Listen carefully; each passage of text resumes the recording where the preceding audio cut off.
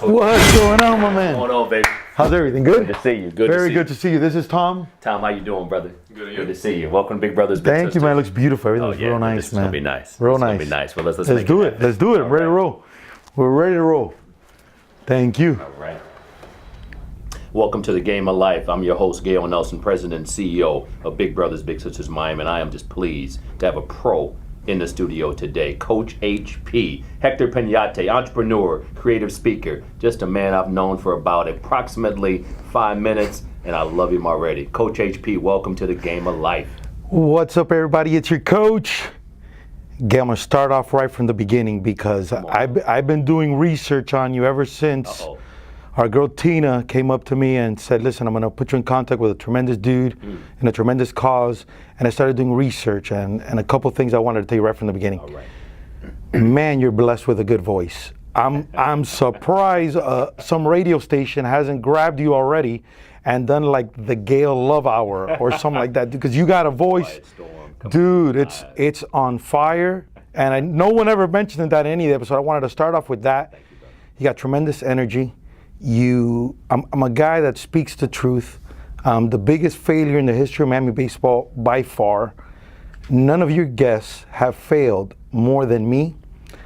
And as a guy that breeds authenticity, I wanted to come here and personally give you some love. Make sure that everybody sees what's happening here, because this situation that you're in would not be near as good if it wasn't for a dude like you at the top. So I have no idea what you do here. I know your title, but I don't know anything else. But just off watching the videos alone and the vibe that I get, it's super special. And like I told you on the way up here, anything I can do to help you, whether it's cut the grass downstairs or talk to as many people as possible, you got my word, I'm gonna be there for you. First and foremost, thank you, Tina Vanderven. Special shout out to also known as Wonder Woman, for making this match, letting me know about Coach HP. She thought the world of you, thinks the world of you, and I see why. I mean, and sincerely and humbly, I thank you for your feedback. I work for the kids. I serve as President and CEO of this wonderful organization. We make matches. I'll tell you a little bit more about that in just a minute, but I want to learn a little bit about you, brother. Tell me your personal leadership journey. You mentioned, what the intro, like the biggest failure in history, in baseball history here in Miami. Let's talk about Coach HP. I want to get to know you. Talk to us. We're immigrants from Cuba. Right. My dad being the youngest of 15 kids coming to this country, we went from Cuba to Spain. We were there for a little bit, then we came to Miami. And we weren't super poor, but my dad worked for Pepsi for 30 years as a blue-collar worker. My mom cleaned houses, was a housekeeper for the majority of our youth growing up. And my situation was very interesting because I identified with everything that I did. My whole life was sports, baseball, period. That was my whole journey. And my dad went all in on that. And as I do what I do now, and I say I'm the biggest failure in what I did, was because nobody prepared me more for life than my dad, and he prepared me for everything except how to deal with him. Just think about that. This dude, all he did, we went to Disney World one time, like in 1983. Every weekend, every holiday, all we did was play sports, play baseball, play baseball, play baseball.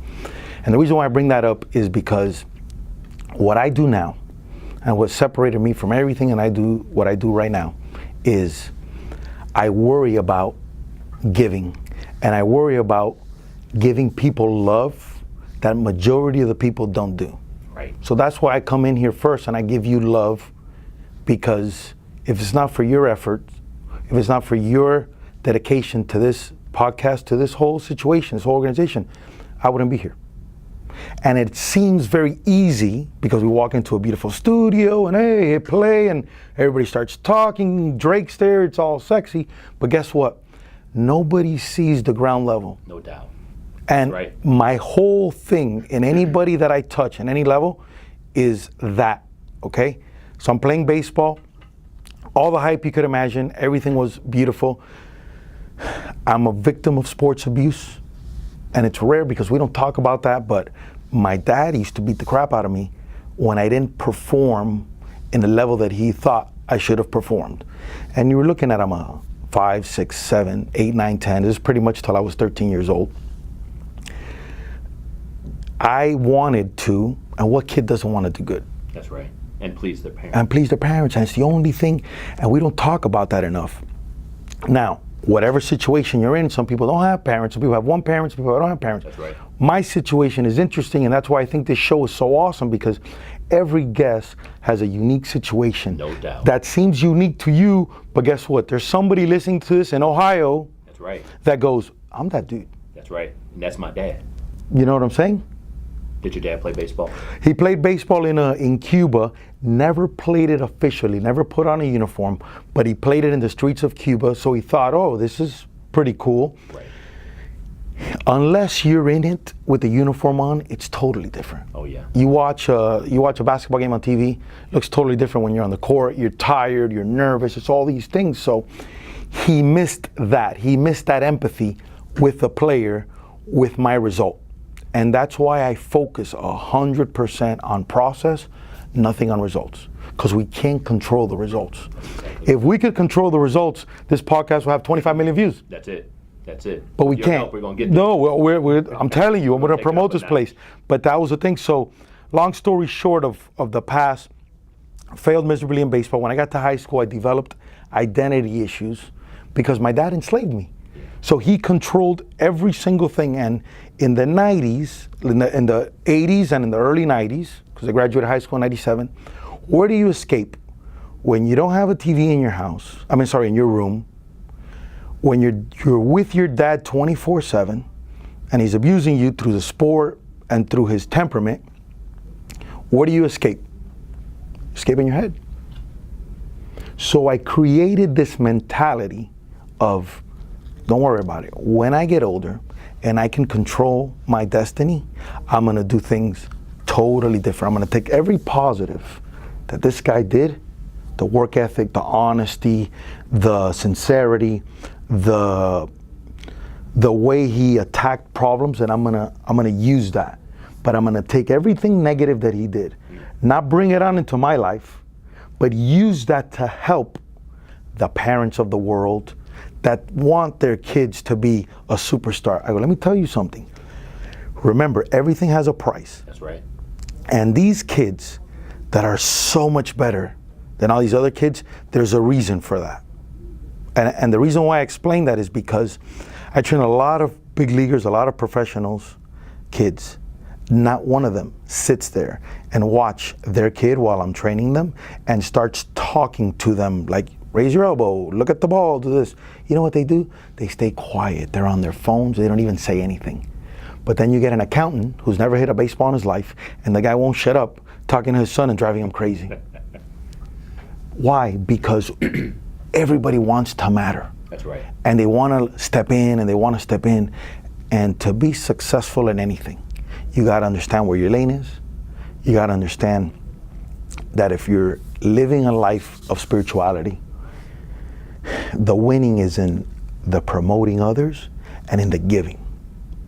As I think about what you're saying, you're talking boundaries, you're talking the infectious living virtuously through your kids, and that's why I asked if your dad played baseball at all.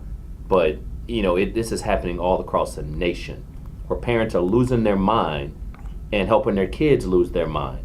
How old were you when you said, when I have control? Because again, this is a mentoring podcast. And a mentor, you heard me say this on every show, a mentor by definition is a trusted friend and counsel, somebody you trust. Who better than a parent? You want to please them, you trust them, and so your dad mentored you, clearly, but mentoring takes place on the street every day. There's mentoring in gangs, where kids trust whoever's in charge, whoever's the authority, or has the muscle. How old were you when you said, when I'm able, when I have the control, when I'm driving, I'm gonna turn this thing around? How old were you? Super young, super young, That's super impressive. young. Because I go, there's no way. There's no way I can live life like this Right. and be happy. So I became this. I became almost the secret. You know the book, The Secret? Yeah. I became the secret before the secret existed. To myself. And I'd project this life that we live now, that I'm living now. And I go, you know what? This is what I'm doing. This is what I'm doing. But to get to this point, after I failed miserably in high school, my dad would peacock my baseball skills. That's how he peacocked. Look how great my son is, and I get it. But what happened was when I got to high school, I had identity problems, so I started to do anything other than what I should have done. Okay. Give you an example. I should have been a contact hitter, be very fundamentally sound. That's how I was successful. But I wanted to be the opposite. I want to be a showboat kind of guy because I wanted attention, because I'm compensating for who knows how many things. Oh, yeah. And I did horribly. Not one scholarship, not one anything. Like, I'm telling you, the biggest failure by far of where that got me. I walked on to the best team Miami-Dade's ever gotten. Made that team in a heartbeat because I got focused. After I made that team, sabotaged myself again halfway through the season. That ended miserably bad. Went to a school in North Carolina. Was there for a year. That went miserably bad because I couldn't perform, because I had these, what I'm living now in my life, which we'll get to that a little bit later. I had a vision of this, but I didn't know how to get there because all this beautiful stuff didn't exist. So I'm like, well, I need a voice, but I need to be on a stage. So I gotta go to Hollywood. So at the time, J-Lo was producing a TV show called South Beach with Vanessa Williams. I got on it, and I acted, and after that I did a student film that got nominated for a film festival in Santa Monica, and I got nominated for Best Actor. And I go, you know what I'm gonna do? I'm gonna go to Los Angeles and I'll become an actor. So I saved up, I think about like $700, and I moved and I lived in a car for 6 months. And it's crazy because when you live in a car and you don't know anybody, you realize why homeless people lose their mind. Right. Because you have all your belongings in a car. So I slept in the Hollywood Hills in a 1998 Toyota Corolla. I had everything in there, and I'm a pretty big dude, so I would sleep in the Hollywood Hills where they had very narrow streets, and I would sleep up there. I would shower and shave at the Equinox, so at least I got a top gym, and I hate to say this, but I did this. I had a year membership at Sunset Tan, so I looked like $1 million.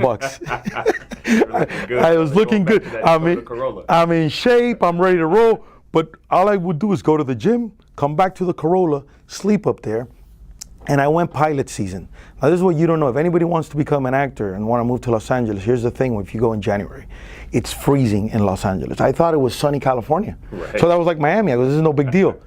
Gale, was like 30 degrees at nighttime in those hills, and I'm freezing. So I would come in, I would turn on the heater in the car, which is super dangerous on a non-moving car, and I couldn't sleep the whole night through because it's so uncomfortable. And there's a couple times that my foot would fall asleep in reverse. So I would wake up and like literally my bone would touch because I had slept all messed up. And at that point, I was so determined to become an actor that I go, there's no problem. I'll just amputate my leg. I would think this at 3 in the morning. I would amputate my leg and I'll continue what I gotta do. And I got so lucky. A guy who created the Groundlings, which is one of the most famous improv theaters ever. And this is where I started to notice the patterns of life. So I leave Miami and I leave baseball. I go, this is not for me. This whole baseball thing has sabotaged my whole life. Right. It sabotaged the relationship with my dad. It sabotaged everything, and I'm a failure. I'm a failure with this, so I want to run away from that. So I go to Gary Austin's class. Gary Austin created the Groundlings, greatest guy. And when Helen Hunt won her Academy Award for As Good as It Gets, she thanked a couple people. He was one of them. One of the best improvisational teachers you can find. I'm sitting there, and I go to his first class. 3.5 months after living in my car. It's the one contact I come with a person that isn't a vehicle or anything, or the gym person, like, hey, what's up? So I didn't want to talk to people because I became paralyzed of living in my car. I thought it would be the opposite. I thought it would be this guy you see now, Coach HP. Hey, what's up, guys? Okay, cool. See you later. I sleep in my car, and then we hang out tomorrow like if I slept in a neighborhood house. But I didn't do that. I paralyzed myself. But I had a feeling that acting class was going to help me. I went there, and the first time I see this dude, he's wearing a retro Houston Astros baseball jacket. And I go, oh, I got this guy. and he gave a baseball analogy. And I raised my hand. I said, Professor, I used to be a baseball player, blah, blah, blah. You're exactly right with that analogy. And me and this dude hit it off so well. He created the character of Pee Wee Herman. Paul wears his suit. And after that, he goes, tell me your story, because there's not too many Cubans there in Los Angeles that were acting. And I go, listen, I came from Miami. I'm living in my car. He goes, that's awesome. We go, yeah, I'm going to follow my dream. I think I'm going to do this. So he had another workshop at his house, and his wife said, you can't sleep in your car. Come inside, you can stay with us. And I was so determined. I said, listen, how about we make a deal? I don't want to get soft. I don't want to get comfortable. Because what I preach to people, to human beings, to kids, is that adversity is a winning player's best friend. Because you had a championship mentality. Best friend. The winning is in staying uncomfortable. Right. You know, I almost wish that the studio wasn't this good, because I want people to see that the winning is, and what separates us is those that get uncomfortable, in the comfortable, in the uncomfortable, and see no excuses in anything, exactly. And just look at opportunities and everything, and you train your mind to see that. Just like you train your mind to be health conscious, just like you help yourself be a better dude. Like, you know what? I wasn't always the right here, but I'm gonna fix this. I'm gonna own up to it. And I don't think we're teaching that to kids. I think I'm a huge fan of technology. I wouldn't be here if it wasn't for technology. Right. But we're not understanding that. It's almost like we have to adapt with the times. It's almost like we have to teach kids now how to text and drive, because everybody's texting and driving. Right. So we're ignoring reality. No doubt about it. It's what's happening. We gotta teach kids. There should be a class on how to deal with social media, how to look at it, how to understand the difference between two dudes that came from nothing and are making something happen in a beautiful studio versus we just woke up today and we're here now and life is great. But see, hard work pays off, and so that championship every single day. You know, as when Shane Battier was here and he talked about, you know, that dog, that tenacity that should be inside of us. We've accepted mediocrity. When mediocrity becomes the norm in sports or in life, this show is called The Game of Life. It's not a sports podcast, but it's an illustration. It goes there, and Gale, mediocrity is always dying to creep in. No doubt. It's like there's nothing like mediocrity, because once you allow that to creep in, you're done. You're done. And you talked about Shane Battier, and I saw his episode. That dude, he has a kid that played baseball. I would see that guy at Palmer Park catching bullpen to kids, and kids are firing it off the dirt, and he's taking it off the kneecap like a champ. So it's stuff like that. That's right.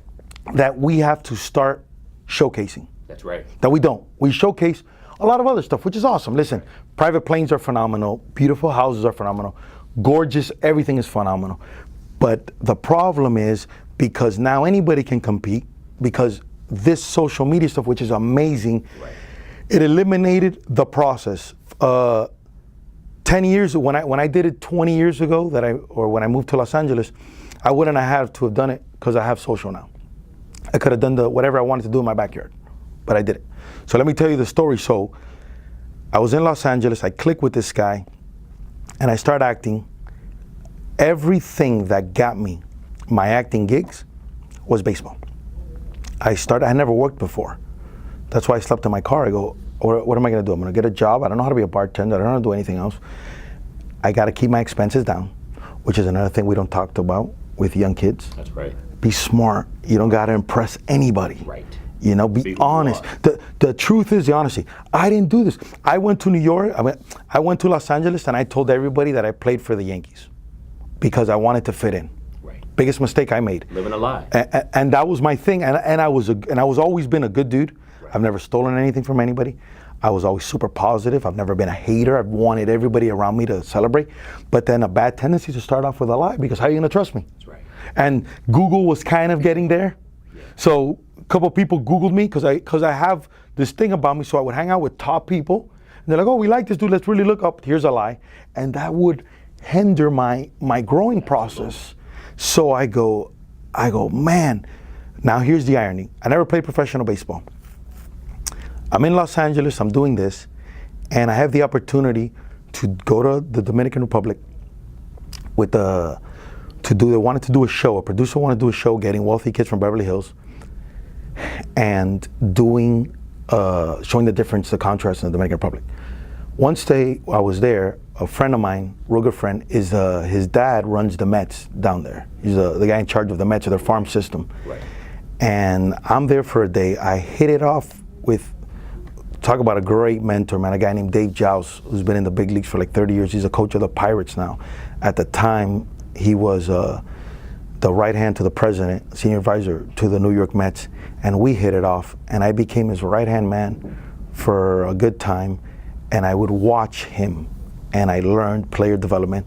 I learned guys come from the Dominican with nothing, and we went up through the ranks all the way to the top. So I didn't have to lie. See how crazy that is? I didn't have to lie. But as a Cuban dude who thinks he has something going on, Right. and I didn't understand, I didn't want to wait for the process. I wanted to cheat.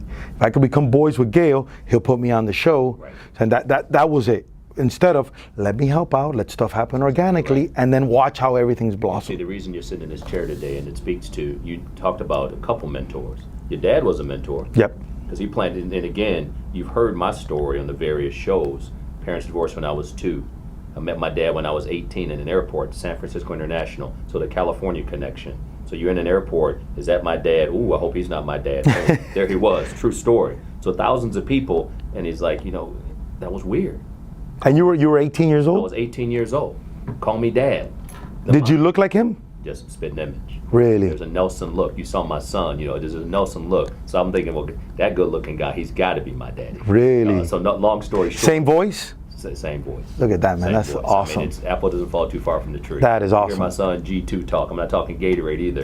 Gale too, you hear him talk, sound just like his daddy. He doesn't have that smoothness yet. He's smooth, but I just got a little bit. You gotta get him more, man. You have the experience on him. Yeah, man. But he's on his way. He'll get it. He's doing a show as well. But one of the things that's interesting, when I think about the man I am today, I got 4 beautiful kids, wife of 23 years. I'm the man I am today because what my dad wasn't. You talked about your dad and what that's a fire that's going to always burn inside of both of us. So we're kindred spirits in that sense. Big brothers, big sisters. My job, and the reason the studio is so nice, we built it for the kids. So no matter where they come from, whatever they're doing, when they come in here and tell their story, it's like, the stage is not too big. The life is not too big. In the game of life, everybody makes the team, but how you play is up to you. That's the separation. You can live the lie. That's the separation. You can live the lie, or you can step up to the plate and do your thing. Effort, Come on. everything, Gale, is effort and attitude. Those are the 2 things you can control. Yes, sir. I don't care who you are, I don't care where you come from, what you look like. You're fast, you're slow, you're short, you're Right. Cuban, you're Puerto Rican, you're not Puerto Rican. Effort and attitude. And Yes, sir. ironically, every failure that I did in Los Angeles, and look how crazy the irony of life is. I'm sitting there in Miami, and before I moved to Los Angeles, I'm watching a TV show called Lifestyle of Celebrity Realtors, and I'm watching this dude show houses all over California. He shows a house to Master P, Cindy Margolis, Keyshawn Johnson, all these. This is 2006. I hadn't moved to Los Angeles yet. And I saw this dude, brand new Bentley, house in Beverly Hills, just everything I wanted. And I was like, man, if I could just have that, because we didn't have any money growing up. So I thought that money was happiness. I really did that. Oh, yeah. And I went after it like with everything I had. And I saw this show, and I'll never forget this. So he's in a helicopter, ironically, with his boy, and they're going to appraise Neverland Ranch at the time. And as they go in a helicopter, they look down and say, hey, isn't that your house down there? He's like, yeah, that's my house. He goes, how much do you think your house is worth? He goes, I don't know, man. I promised my wife we would never sell it, but I would say $30 million, And I was like, wow, man, that's the life that I want. I moved to Los Angeles, 6 months in my car, a year and a half after that, I'm in that guy's house giving a lesson to his son on his tennis court. That's what I'm talking about. Tom Cruise just bought his house for $35 million. And I'm there, and I'm like, do you think this doesn't happen for a reason? I'm here right now because there's a reason. That's right. I failed miserably in Los Angeles only because I wasn't myself. So I was there for 6 years, did a lot, learned a lot, made a lot of mistakes, became the most successful trainer of baseball by far by anybody there. And then I said, you know what, my time here's up. So then I moved to a little town called Las Vegas. And I became the most successful host in a 4-year run in Las Vegas. I ran a nightclub called Hyde at the Bellagio. Now here's the irony of life. My dad used to drink a lot. I've never drank a drink in my life. Never tried a single drug. Doesn't make me better than anybody else. But I learned the focus of my mind. And I started off as a promoter making $8.50 an hour. Nobody knew who I was when I got to Las Vegas. And my club, Hyde in the Bellagio, sat in the fountains. The Bellagio is the most visited hotel in the world. It had so many people, it's ridiculous. And I learned how to be a man at the age of 31 years old. It took me that long to understand. My hair was thinning, I gotta go bald. I'm a public school kid. My mom used to clean houses, my mom used to clean houses. I spent my whole life pretending I was like an Ivy League guy or some like billionaire guy, covering up every single insecurity I had. And at 31, I changed it. And the minute I changed it, here's the irony of life. I made more money than I ever made in my whole life. I made every single contact that you could imagine. So you had a dude that wanted everything other people had, found himself. And then here's the reward that God gave me. I had players that played in a game called roulette, the one with you pick the number. Right. My guy was the highest theoretical player in Las Vegas. Theoretical play, in case there's any gamblers out there, is the time that you spend playing and the higher the hand. So the higher the hand and the more you play, the more valuable you are to a Las Vegas casino. Because imagine, you're there longer and you're going to lose more eventually. Right. My dude would play $330,000 a spin. Gale, a spin, $330,000. And I was in front of this world, and it was everything I could imagine for 4 years. And I go, this is it. I've done it. And I made a goal at the beginning when nobody knew who I was. I go, I'm going to work every single day. I put on a suit and tie, and it was a nightclub that nighttime, but during the day it was a lounge. And I worked every single day, and positive momentum took me to 1.5 years. I couldn't stop. So my goal was to work every day. Positive momentum took me to 1.5 years. I applied all the old school principles that my dad taught me, the work ethic, the being a man, the being a gentleman. Guests would come see me, I would walk them out, I would table touch everything. I pretended the place was mine, but minus the ego. I learned every weakness that I had, and I didn't apply it to that club. All I applied was promoting other people, helping, not thinking I was the best, keeping myself humble, which was it still is very difficult for me to stay humble, because when you work so hard at what you do, you want people to see that. And it's hard at the beginning, but I've had that under control to understand that. So I did that for 4 years, went incredibly well. Right. In the 4th year, something started talking to me, and I go, something's wrong. I go, the legend can't die in a nightclub here in Las Vegas. Something has to happen. And then, ironically, the love of my life, who we went to high school together, but I saw her one time, but I didn't have a car, I didn't have any game. I go, there's no way this girl's ever gonna pay attention to me. But she smiled at me, and I think I could have got her, but I didn't have any game, so I let it go. She reaches out to me to do her best friend's bachelorette party in Las Vegas. And I go, oh no, now she's gonna be done. And I went after her with everything I had, and I go, I'm gonna marry this woman, and this is it. And I'm so fortunate to get married at 37, because I was a man. I understand the responsibilities from it. I understand the platform that I was creating on how I can be an example. Only those who need it. Because there's some people right now that might be listening to this and go, I could care less about this guy's story. That's awesome. Because my goal is to help those who need it. That's exactly right. That's what this podcast is all about. That's all it is. Because if you have trouble with the things I'm talking about, you feel you have greatness, right? But you got insecurities because you're not doing it, and you're peacocking here when you just be humble and all these things, and you're thinking every day. I used to obsess every day. How can I make it? What am I going to do? Like literally hours and hours and hours, and I forgot that it was in the giving. That's right. That's it. That's all I had. All I had to do was give, and everything was going to come. So I go, all right, now I'm going to come to Miami. First of all, which was horrible to me because Miami's where I got abused, right. Where I was a nobody in Miami. I am a star in Las Vegas. When did you come back to Miami? I came back to Miami, I think 3 or 4 years ago. Okay. I go, what am I going to do? What am I going to do? So my good friend, Jim Murin, who's a president and CEO of MGM Resorts, relocated me here to Miami, and I represented the casino for a little bit. But that casino business, to me, you can't have a family in that, I felt. and an early marriage. I didn't think that was going to be successful. Right. So you know what? I'm going to give baseball lessons. And I remember I sat in the backyard of my dad. I go, listen, this is what I'm going to do. And my dad, and Las Vegas for me was huge because it was the first time my dad ever looked like he was proud of me, because I had become so successful that, and I hadn't used any of my perks. So all I did was work. Right. So if you were to come see me and you're like, oh, wait a minute, you want the O show? I could literally walk you to the O show for free. You make zero line, put you in the front. Here's your popcorn. Here's everything. Here's your security guard. Have a great time with your wife. You sit there, then you come to my nightclub. You're not going to make the line. I'll give you a free bottle on me. It's like I had power to do everything. I had the best chefs in the world are my friends. Vegas is everything. So I just would use it on my parents when they would come. So my dad was in heaven. Oh, you want to go see Billy Joel? Here you go, backstage. Billy, you can't imagine. So when I told him I was going to come back to Miami, he goes, you crazy? He goes, you're going to come to Miami and do what? I go, listen, I'm going to come to Miami and I'm going to do it differently. I'm going to teach kids in baseball. Yes. And what I'm going to do is I'm going to incorporate the parents. Because I started seeing all the mistakes that were done to me. Right. I started seeing all the mistakes that were happening. And the place that I started with, and only God knows why he does what he does, with 2, 3, 4, 5, 6, 7-year-olds, really young, which is an awesome age in baseball because everybody goes to those games. Mom, dad, grandparents, these kids are so cute and they look so cute in the uniform.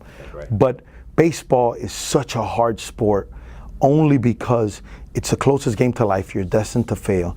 And at a real early age, it shows you whether you're good enough or not, because basketball, once the ball goes up in the air, all the positions look the same as long as you're on the floor. Soccer, the same thing. Football, the same thing. Baseball puts you in the outfield. So you pick up pretty early, I'm not that good. I want to be in the infield. So where I come in is I became the guy that said, I'm not going to worry about money. One of the biggest problems I see in Miami, before I left, then when I left, I think I saw it everywhere.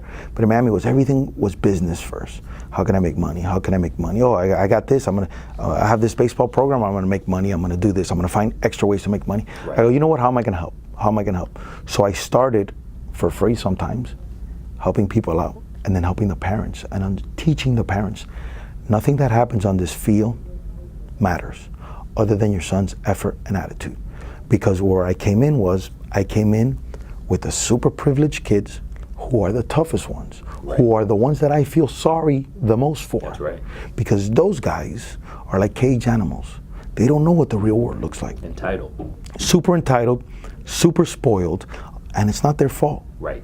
Because you see this beautiful studio we have here. Yes. If you teach your son that, listen, you see this microphone here, this is a Shure microphone. This is a $500 microphone. Okay, let me show you what a $500 microphone is worth so you could earn it. So you don't sit here and just go, hey, because no doubt about it. Nobody gets to sit in this kind of setting. I'm telling you, because I did research on what this apparatus cost before I started. This is a huge thing. But what happened? We're giving kids LeBron shoes, Jordans, this and that, like if it's like pizza. Hey, oh no, we're gonna give you 5 shoes for different outfits, and it's not their fault when they don't know how to deal with that. No doubt about it. Let me drop this, Coach HP. You listen to the Game of Life podcast, and I knew this would happen, and this is what I love. Well, I knew when Coach HP sat down, we hit the go button, he would go. And so, interestingly, it is so good and refreshing to hear what I seek to emit coming from the other side of the table today, because he's dropping knowledge. There's somebody listening, 305-644-0066, who may be interested in saying, I want to step up to the plate, literally, and mentor a child. Big brothers, big sisters exist to help these kids reach their fullest potential. In the game of life, everybody makes a team. How you play is up to you. If you have been listening to Coach HP talk about his personal journey, talk about his challenges, his mistakes, openly and honestly, don't live a lie. Be real. Step on the field and know that there's mentors, a trusted friend and counsel, a coach that can help you get along the way. Coach HP, we got time for one more question. We're going to partner. We're going to do something. And I want to just answer your earlier question that you said, you didn't know what we did here at Big Brothers Big Sisters. We got about 2,100 kids in Miami-Dade County alone that are matched 1-to-1. Little boys with men, little girls with women, and we call that a match. Mentoring. whether it's in the school, whether it's in a corporate site. Had a little boy that went into one of our corporate buildings here in town, went to the 7th floor executive conference room. Plenty of seats around the conference table. He sat in the corner, the overflow seating on the perimeter. I said, what's going on? Why are you sitting over there? He said, the chair's too nice. We talk about this nice dude. He said, the chair's too nice. Where did I put him? Put him at the head of the table. Ooh, that's a winner. Put him at the head of the table.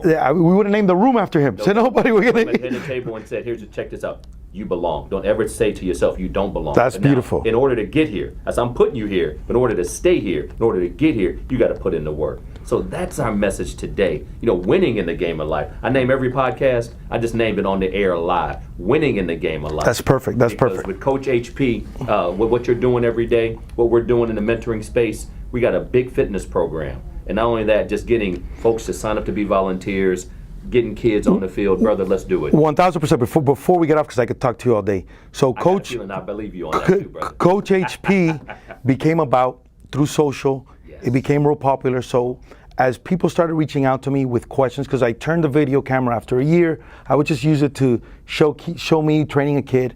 I started talking my truth about what I started seeing. That's it, my truth. My insecurities, my problems, I turn it around on social. When that happened, people started to reach out to me all over the country. Listen, Coach, I have this problem. Coach, thank you so much. This and this and that. So now today, I travel the country showcasing, talking about these things. Just got back from Dallas last month, and the national champs, Oregon State, reached out to me, and I spoke to their team. That's all I do now. Okay. And I get about 100 to 500, sometimes 1,000 DMs a week of people reaching out to me. And what I would do was, which nobody does, and I'll tell you something that happened 2 days ago, which is the first time it's ever happened to me. You reach out to me, hey, I'm Gale from Ohio, I have this problem with my son, Coach, what do you think? I go, I got you. But I wouldn't call you. No, I do a whole video for you. Do a post it on social so you can see it. Nice. Because not only am I gonna help Gale, I wanna help the other Gales. Right. So it's so funny, 2 days ago, it's the first time it's ever happened to me. I'm actually signing a new contract that I signed with a company, because I tell people like this, in my space, in the influencer space, everybody's looking to, I'm a coach, I'm this, the first thing they want to do is online courses. Just charge their audience. I want to do online courses, then they sell their t-shirt, they sell all these things, and I go, hold off on doing that. Because it's about building an audience. I'm telling you, if you wait and you build an audience, then a New Balance will come and we'll do something big with you, instead of No Balance comes and you're like, oh, I got No Balance, and they give you 2 cups of ice, and you're like, oh, and they see that. But they don't listen to me because nobody wants to work. This is a privilege. For me to sit here is a super privilege in this kind of setting. To have thank you, man. To have a guy like him filming me, this kind of thing, it's a super privilege.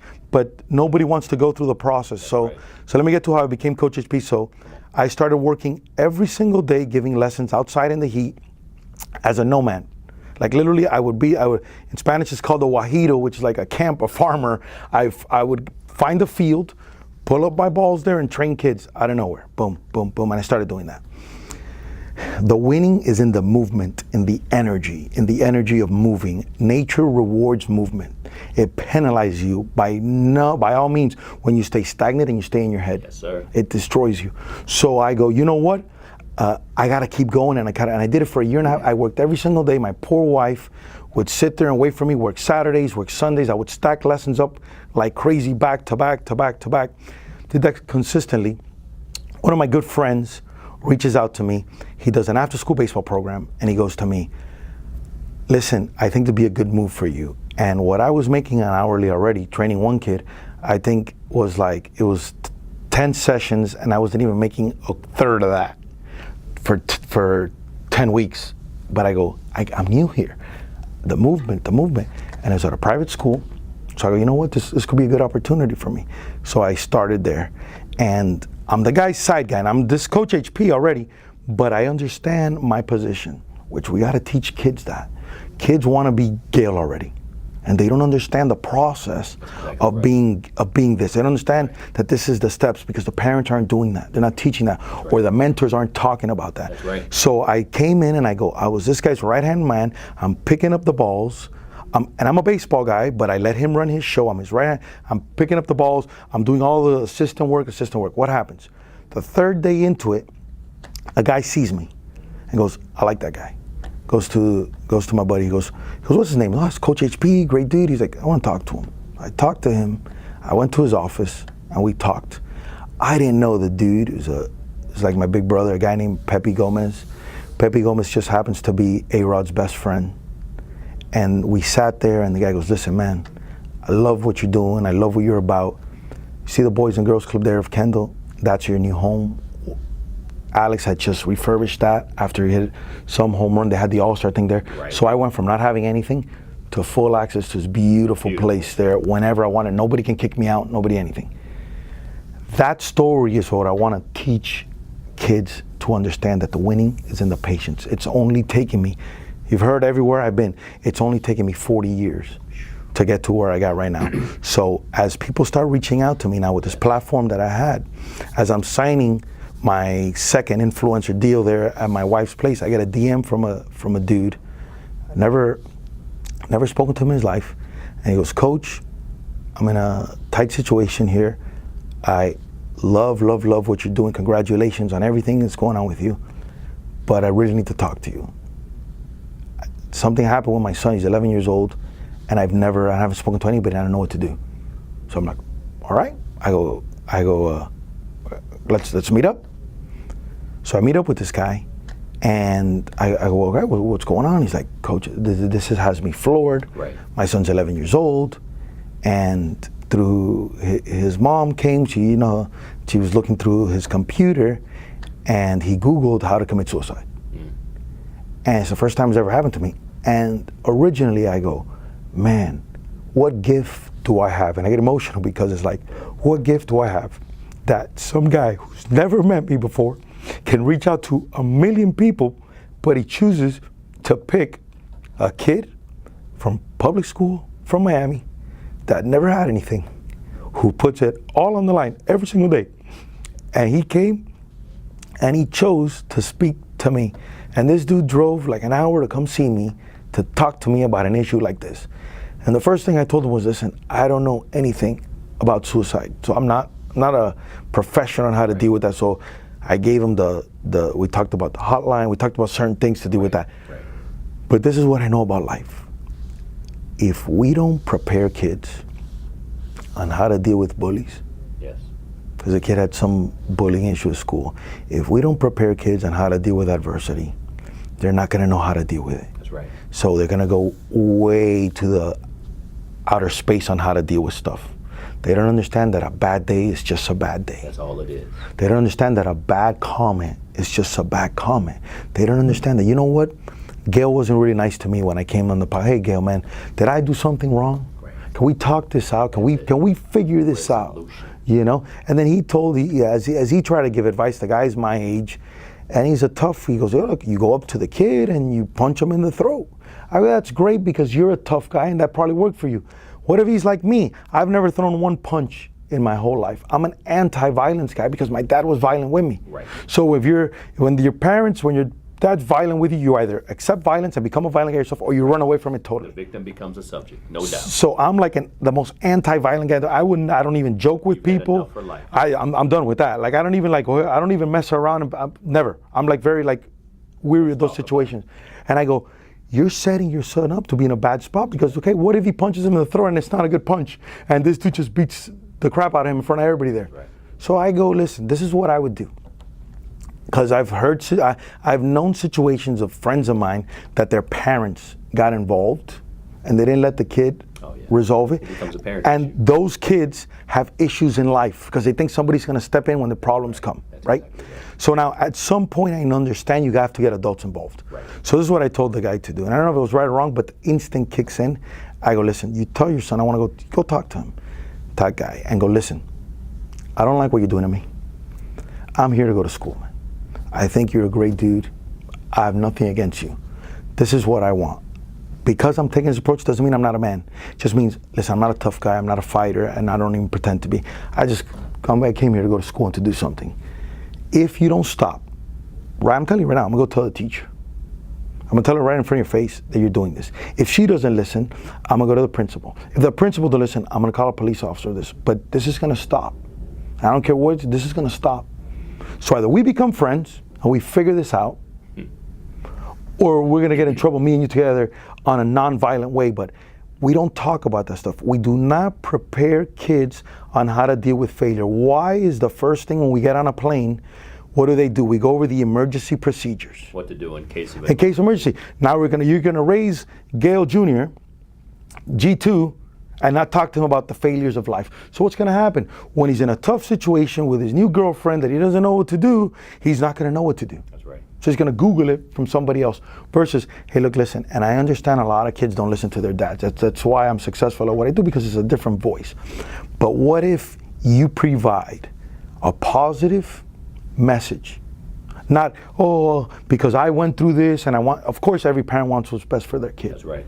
But if you tell them, listen, this is what I would do, but I support you.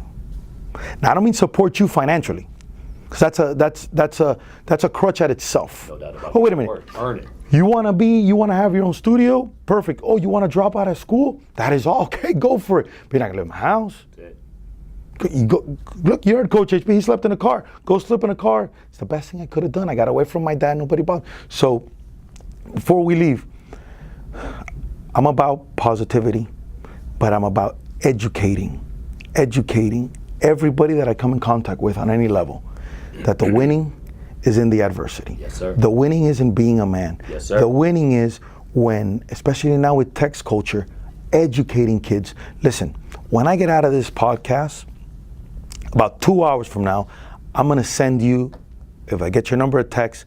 If I don't, I'm gonna send you an email. Gale, I appreciate you so much, man. Thank you, I'm here for you. Nobody does that. And why I get emotional about that is because everybody is so deep in themselves and they're losing on a daily basis because of that. And they're getting in these pitfalls of just misery and anxiety and depression because they're so busy trying to bury every single person around them. Coach HP, let me tell you something, brother. This was special for me today. Your passion, your energy, as we talk about why this podcast exists, you're going to be back. And for everybody listening today, this was as real as it gets. I knew when I heard about you. Oh, yeah? I did some research as well. And I'm thinking, why is everybody following this guy? Because, again, that's inquisitive. Right. I understand why. You started the show by giving me some compliments, and certainly I appreciate that. But let me tell you something. The reason I get up every day is to ensure that these kids have an opportunity for a better life. It gets to me, too. So I close with this. Winning is a mentality. In order to, if you can't handle adversity, you certainly won't be able to handle prosperity. Behavior is a function of the person in the situation. You are who you are today because of what you've gone through. You've heard what Coach HP has endured, but how he's given back. So if you're out there today, I close with this. Everybody makes a team in a game of life. How you play is up to you. Your parents are who they are, but you don't have to be who your parents are. Step up to the plate. Do something to help a child today.